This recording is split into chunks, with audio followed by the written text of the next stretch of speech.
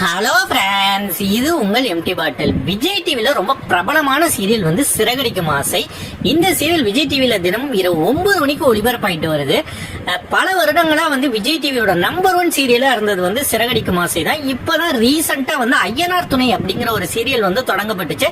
அந்த சீரியல் வந்து number 1 spot, அதாவது விஜய் டிவியோட நம்பர் 1 ஸ்பாட்டை வந்து ஐயனார் துணை சீரியல் வந்து எடுத்துருச்சு.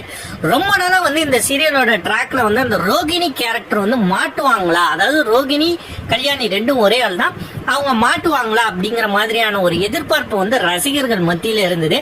அதுக்கு ஏத்தாப்புல வந்து பாத்தீங்கன்னா போன வாரத்துக்கு முந்தைய வார எபிசோடோட வீக்கெண்ட் எபிசோடுக்கு முன்னாடி வந்து அவங்க வந்து மீனா கிட்ட மாற்ற மாதிரி வந்து கதைக்களத்தை வந்து கொண்டு போனாங்க.